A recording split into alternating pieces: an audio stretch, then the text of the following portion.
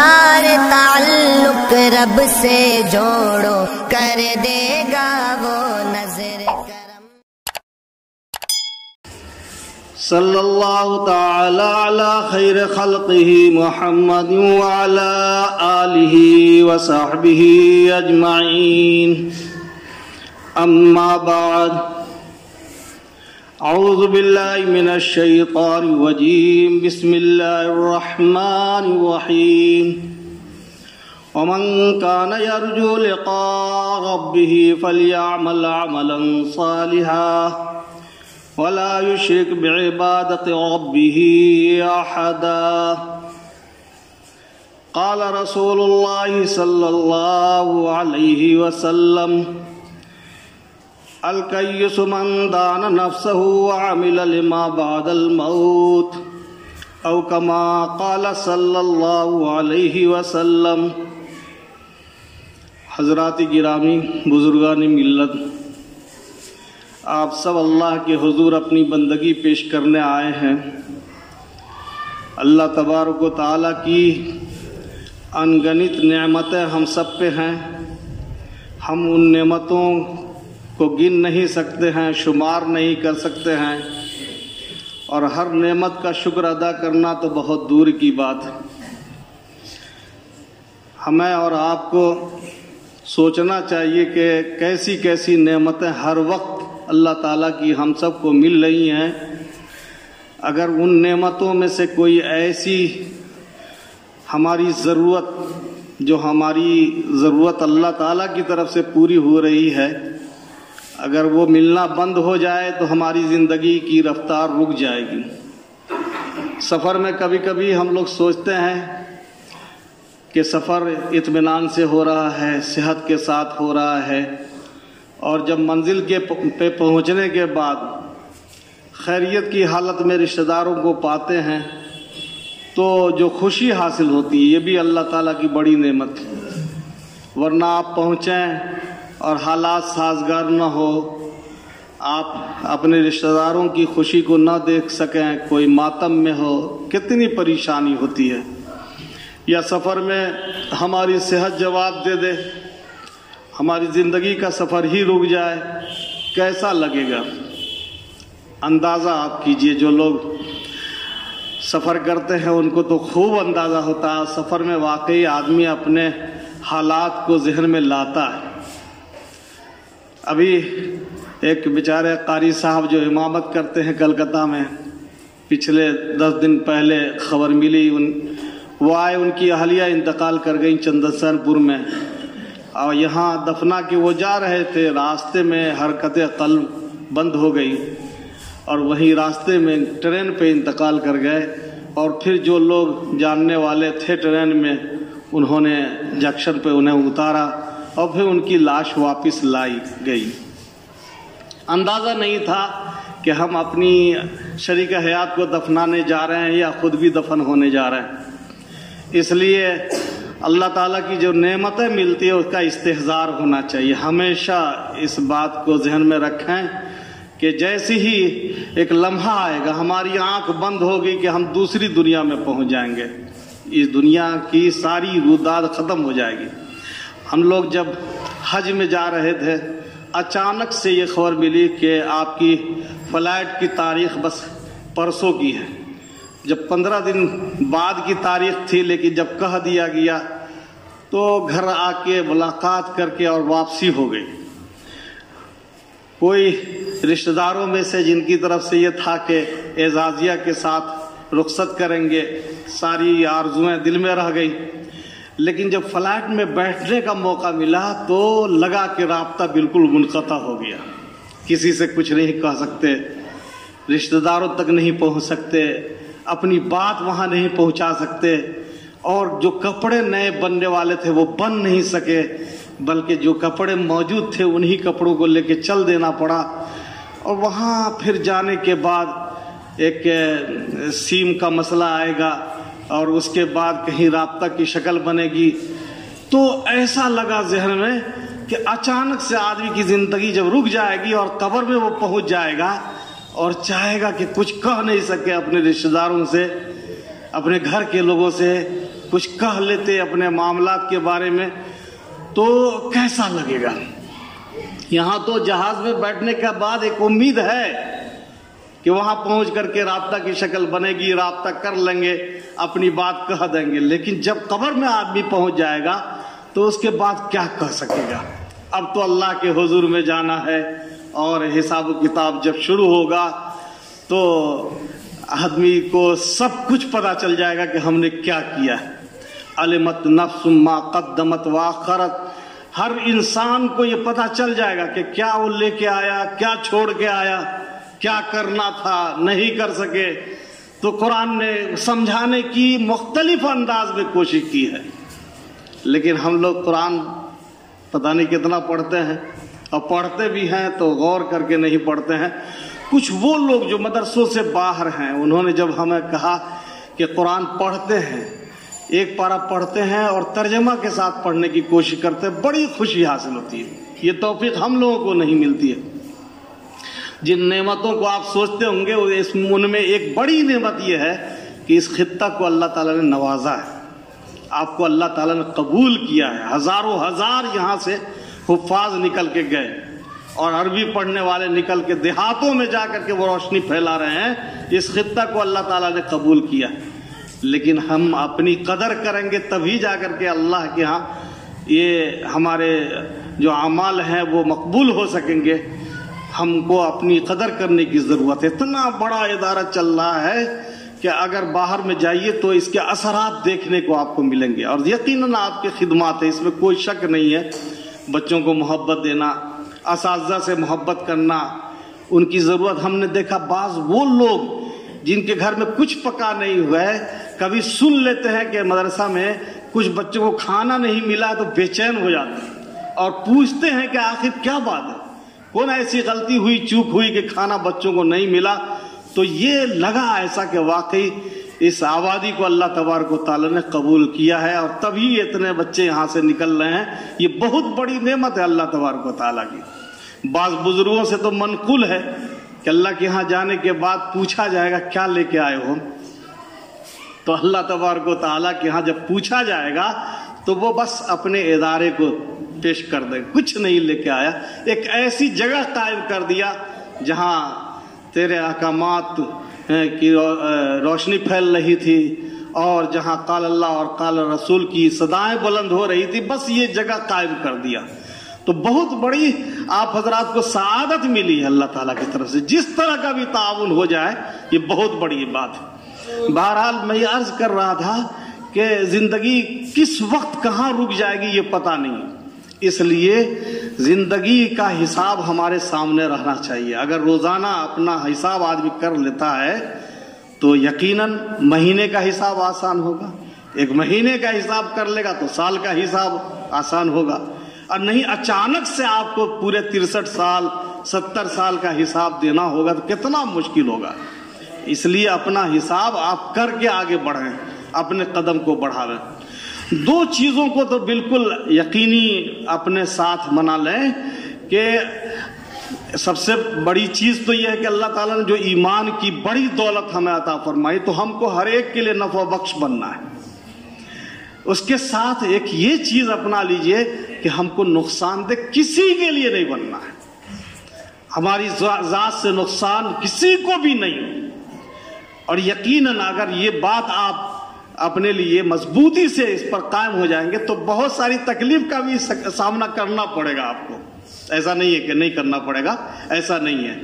حضرت یعقوب علیہ السلام نے جب اپنے بچوں کو آخر وقت میں جمع کیا تو 3 بات کی نصیحت کی، 3 باتوں کی نصیحت کی پوری زندگی کے لیے۔ یا بنی اقم الصلاۃ وامر بالمعروف وانہی عن المنکر واصبر علی ما اصابک ان ذلک من عزم الامور۔ بہت بڑی بات کہی، اور اگر آپ زندگی میں اس کو قائم رکھیں گے تو ایسا نہیں کہ دنیا کے مشکلات سامنے نہیں آئیں گے، لیکن ساتھ ساتھ آخرت آپ کی ایسی بنتی ہوئی چلی جائے گی کہ آپ جاتے ہی مہمان بن جائیں گے اللہ تبارک و تعالیٰ کے۔ کون نہیں چاہتا ہے کہ ہم اللہ تعالیٰ کے مہمان بنیں؟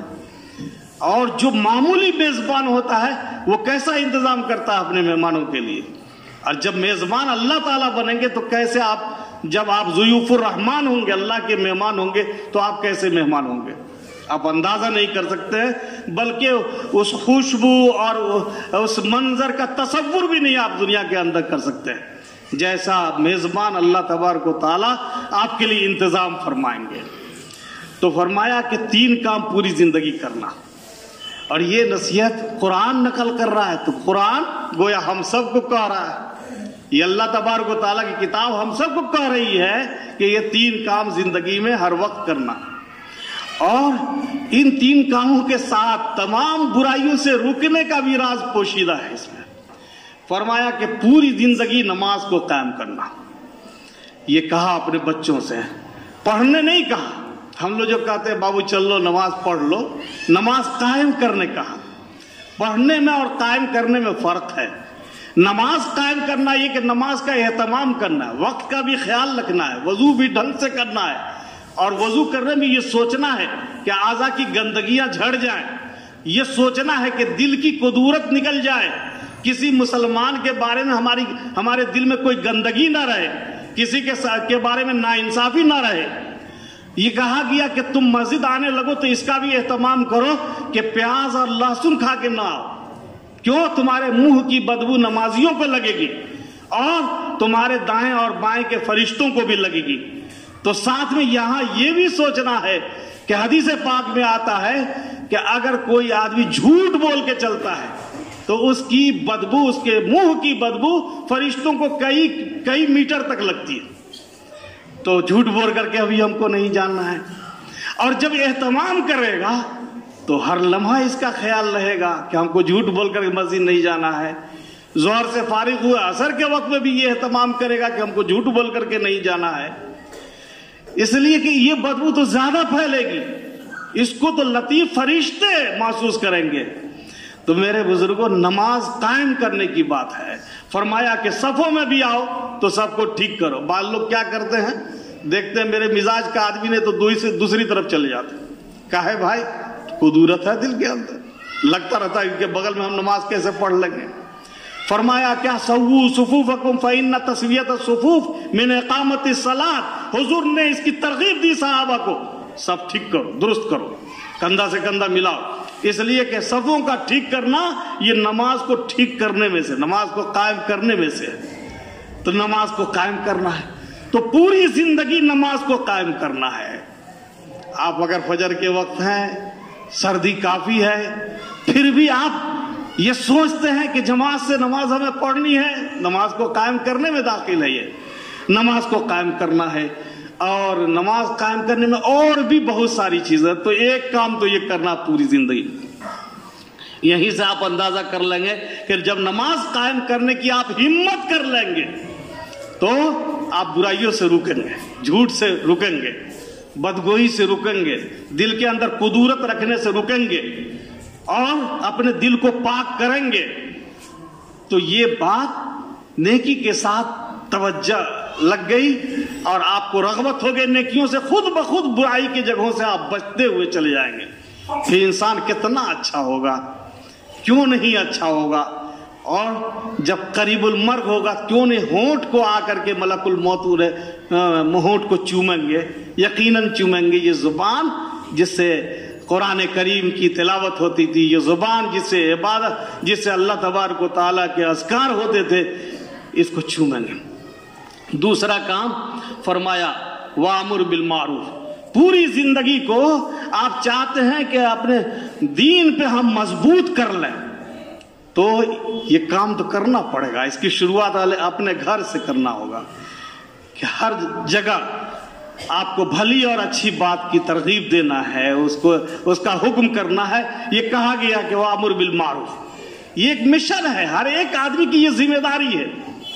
کچھ جو ہے بدبودار فضا کو کرنے کی کوشش کی جا رہی ہے، اور کہا جاتا ہے بدگمان کرنے کے لیے کہ تبلیغ پہ پابندی لگ گئی ہے۔ ارے ہم سب داعی ہیں، اگر ہم سب داعی ہو جائیں گے تو کون ہماری دعوت کو روک سکے گا؟ حضرت یعقوب علیہ السلام نے فرمایا وَأَمُرْ بِالْمَعْرُوفِ، کیا اچھی بات کی ترغیب دو، گھر سے نکلیا اور یہاں کہہ کر کے ایسی آواز لگائی کہ گھر کے لوگ بھی بیدار ہو گئے. وَأَمُرْ بِالْمَعْرُوفِ وَانْهَ عَنِ الْمُنْكَرِ. اور دوسری بات یہ بتایا کہ اگر کوئی بری بات آپ دیکھیے تو روکنا ہے. لیکن کیا آپ سمجھ رہے ہیں اس کام کو؟ یہ آسان کام ہے، خاص کر کے اس پرفتن دور میں، ایسے وقت میں جبکہ لوگ برائی کو اچھائی سمجھ کے کرنے لگے ہیں، اور بہت کم لوگ ہیں جو ہمت کر پاتے ہیں کہ وہ برائی سے روکیں. ورنہ تو ان کو کہا جاتا ہے اپنے دامن کو دیکھو، آسانی سے کہہ دیا جاتا ہے. اس لیے حضرت یعقوب علیہ السلام نے اس وقت کہا وَاصْبِرْ عَلَىٰ مَا أَصَابَكَ. دیکھو جب تم برائی سے روکو گے نا، لوگوں کو ٹوکو گے نا، تو حالات کا سامنا کرنا پڑے گا، پریشانیاں آئیں گی. ایسے وقت میں صبر کرنا. صبر کرنا یہ کیا صرف آپ صبر اس کو کہتے ہیں کہ ہم کچھ نہیں بولا اس کا نام صبر ہے؟ صبر میں بہت کچھ برداشت کرنا پڑتا ہے. تکلیف آئے گی، آپ پر ہو سکتا ہے کہ سرکار کے ہاں پیٹیشن ڈال کے آپ کی انکوائری کروا دیا جائے، لیکن آپ کو کیا کرنا ہے؟ یہ بات تو اس آدمی کو سمجھ میں آئے گی جو یہ سمجھے کہ مظلوم کے ساتھ اللہ تعالیٰ ہوتے ہیں اور صابر کے ساتھ اللہ تبارک و تعالیٰ ہوتے ہیں. قرآن نے بار بار کہا کہ صبر کرو، صبر کرنے کے والے کے ساتھ ان اللہ مع الصابرین. خوب پڑھتی ہے، عورتیں پڑھتی ہے ماشاءاللہ گھروں میں، لیکن جب وقت آتا ہے تو ہمت نہیں ہو پاتی ہے صبر کرنے کی. صبر کرنے کی ہمت یہ ہے کہ اگر کسی نے ہمارے ساتھ زیادتی کیا ہے تو ہم معاملہ اللہ تعالیٰ کی عدالت میں رکھ دیں، ہم زیادتی کرنے والے نہ بنیں. آبادیوں میں بے چینی ہے. کیوں بے چینی ہے؟ اس لیے کہ ہر ایک یہ سمجھتا ہے کہ ہمارا دائرہ بہت وسیع ہے اور دوسرے کا دائرہ بہت محدود ہے. ہم جتنا چاہیں بے چین کر کے اس کو مجبور کر دیں گے، خوف زدہ کر دیں گے. اس کی وجہ سے بے چینیاں. اور جس نے اپنا دائرہ بہت وسیع سمجھا، ہمارا دائرہ اللہ تک ہے. یاد رکھیے گا ہماری پہنچ، جب کہا گیا ہے کہ اتقوا دعوت المظلوم، مظلوم کی پکار سے ڈرو، تو ہماری پکار تو اللہ تک پہنچتی ہے، تو ہمارا دائرہ تو وہاں تک ہے. ظلم کرنے دیجئے، ظالم کی پہنچ بہت ہوگی تو دنیا کے کسی ایک کنارے تک ہوگی، لیکن آپ کی پہنچ تو اللہ تک ہے. کیوں؟ اللہ رب العزت کی طاقت کا آپ کو اندازہ نہیں ہے. اللہ تبارک و تعالیٰ نے ظالموں کے ساتھ کیا برتاؤ کیا نہیں معلوم ہے. اللہ رب العالمین نے ظالموں کے ساتھ جو کیا، قرآن میں عبرت کے لیے کچھ واقعات ذکر کیے گئے ہیں، بیان کیے گئے ہیں. ورنہ قرآن تو ہدایت کی، رشد و ہدایت کی عظیم کتاب ہے. وہاں تو صرف آپ کو کچھ جھلکیاں مل جائیں گی. کیا کیا اللہ تبارک و تعالیٰ نے ظالموں کے ساتھ. انجام کے اعتبار سے ظالم بہت مجبور ہے، انجام کے اعتبار سے ظالم بہت ناکام ہے. اور سب سے بڑی ناکام یہ ہے کہ اس کو معصیت کے لیے اللہ نے قبول کر لیا. اس سے بڑا کوئی عذاب دنیا میں ہو نہیں سکتا کہ اللہ تعالیٰ کسی کو معصیت کے ساتھ قبول کر لے. کسی پر ظلم کرنا سب سے بڑا گناہ، کفر اور شرک کے بعد اگر سب سے بڑا کوئی گناہ ہے تو کسی پر ظلم کرنا ہے. اللہ تبارک و تعالیٰ نے اس کو معصیت کے لیے قبول کیا، اس سے بڑھ کے کیا گناہ ہے؟ اور مظلوم ہے آپ تو اللہ تبارک و تعالیٰ نے آپ کو قبول کیا ہے. کیوں؟ حضور گزرتے تھے، کہا جاتا مجنو جا رہا ہے. کتنا بڑا ظلم کیا جاتا تھا. دنیا کے سب سے بڑے خیر خواہ کو کہا جا رہا ہے کہ مجنو جا رہا، تاکہ لوگ ان کی بات پہ توجہ نہیں دیں. میرے بزرگوں، ہمیشہ آپ اپنی زندگی کا حساب لیتے رہے. میں بس یہی بات عرض کرنے کے لیے آپ کے سامنے کچھ دیر کے لیے بیٹھ گیا تھا. ورنہ آپ سب آئے ہیں اپنی بندگی لے کے اللہ کے حضور میں رونے کے لیے، دھونے کے لیے، توبہ کرنے کے لیے، معافی مانگنے کے لیے. معافی تو اسی بات کی مانگیں گے نا کہ اللہ نے کیا قبول کر لیجئے، ہماری برائیوں کو معاف کر دیجئے. تو آپ برائی والا قدم روکیے گا تب نا. روکیے اپنے قدم کو. کسی کو تکلیف پہنچی، ہاتھ پکڑ کے جا کے معافی مانگ لیجئے.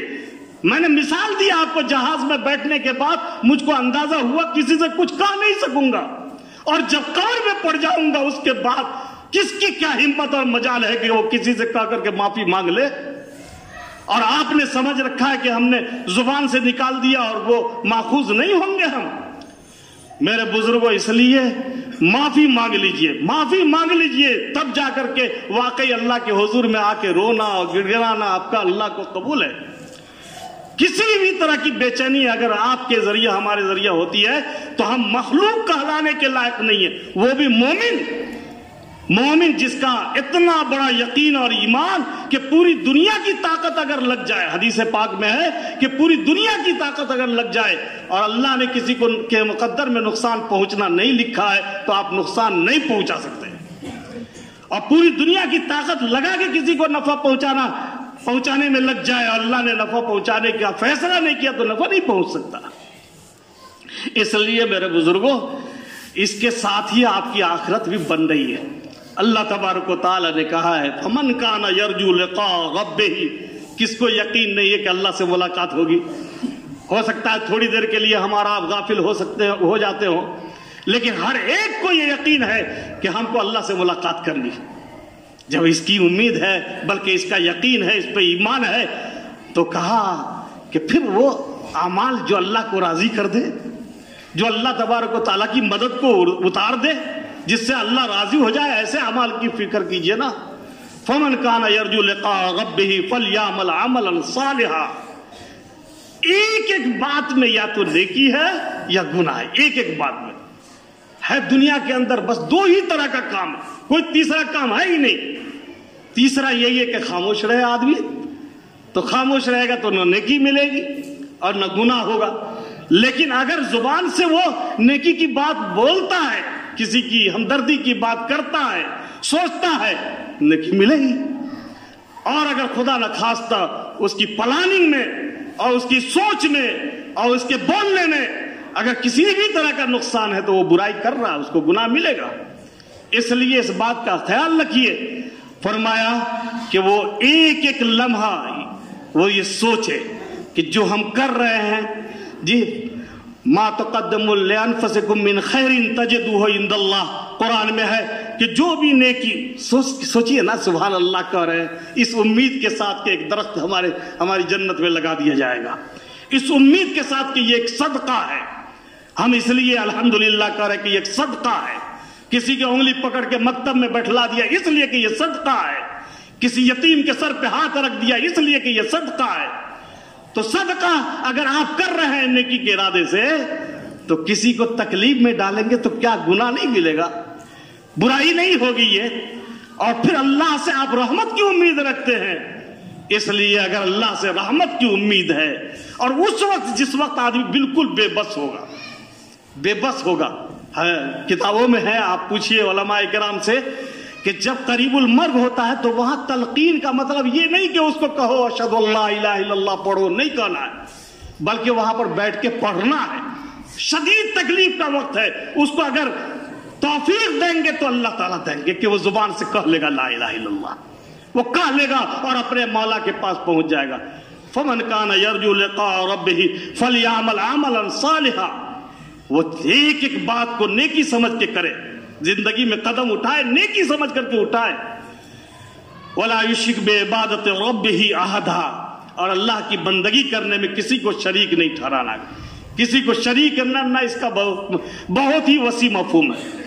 حدیث پاک میں کہ عقل مند وہ ہے الکیس من دان نفسہ، اپنے نفس کو قابو میں رکھتا ہے، ہر خواہش کو پوری نہیں کر لیتا ہے، وقتی دنیا کے لیے، وقتی ناموری کے لیے، وقتی عہدہ کے لیے ہر خواہش کو پوری نہیں کرتا ہے، بلکہ عامل لما بعد الموت، کام تو وہ کرتا ہے کہ اس کی آخرت کی زندگی پائیدار ہو رہی ہے۔ استقامت کی دعا کیجیے اللہ پاک سے۔ استقامت کہتے ہیں کہ تکلیف کو، جھونکوں کو برداشت کرنا ہے، طوفانی ہوا کو برداشت کرنا ہے، بارودی اور زہریلی ہواؤں کو برداشت کرنا ہے، پھر بھی ایمان پہ قائم رہنا ہے۔ مصیبت آئی، تکلیف آئی، پریشانی آئی، کیا ہمارا اللہ ہم کو نہیں دیکھ رہا ہے؟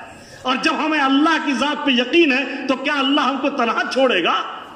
زمین بچھا کر کے اللہ نے دیا اس لیے کہ ہم تمہیں ڈبا دیں گے، بلکہ اس بات کا یقین ہے کہ اللہ تبارک و تعالی جھونکا لائیں گے ہمارے ایمان کو مضبوط کرنے کے لیے، طوفان آئے گا ہمارے ایمان کو مضبوط کرنے کے لیے، اور آزمائش آئیں گے ہمارے ایمان کو مضبوط کرنے کے لیے، لیکن ہرگز ہم سے یہ نہیں ہوگا کہ ہمارے ذریعے کسی اللہ کی مخلوق کو کوئی تکلیف پہنچے۔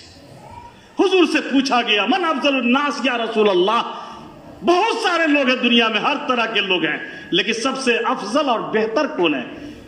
ایک سوال تھا، ایک جملے میں جواب حضور نے فرمایا افضل الناس انفع الناس۔ حضور فرماتے ہیں سب سے افضل وہ نہیں جو سب سے زیادہ نماز پڑھتا ہے، وہ نہیں جو سب سے زیادہ روزہ رکھتا ہے، سب سے جی افضل وہ ہے جو سب کے لیے زیادہ نفع بخش ہو، زیادہ نفع بخش ہو. اس سے بڑھ کے اور دوسری خدمت اس وزن کی ہے ہی نہیں. ایسی کو کہتے ہیں اخلاق کی بلندی. غیروں کے لیے بھی آپ کشادہ ہو جائیے. غیر ایمان والے بھی ہم کو سمجھے کہ یہ ہمارا ہمدرد ہے، یہ انسانیت کا ہمدرد ہے. اور حضور پاک کو اس لیے تو محسن اعظم کہا گیا کہ سب نے سمجھا کہ یہ ہمارے سب سے بڑے ہمدرد ہیں. اللہ رب العزت سے دعا فرمائیے کہ اللہ رب العزت جو ہمیں یہاں اللہ کے گھر سے پیغام ملتا ہے، چاہے کوئی کہہ رہا، کہنے والا بھی ہو سکتا ہے موافق ہو مخالف ہو، اس کے پیچھے نہیں جائیے، لیکن جب اللہ کی بات کہی جا رہی ہے، نسبت حاصل ہے قرآن و حدیث سے، تو ہم سوچیں اپنی زندگی کو سنوار لیں تو دنیا میں کیا چمکیں گے. ارے آخرت میں خوشبو آپ کی نکلے گی، قبر کے اندر خوشبو پھیلے گی.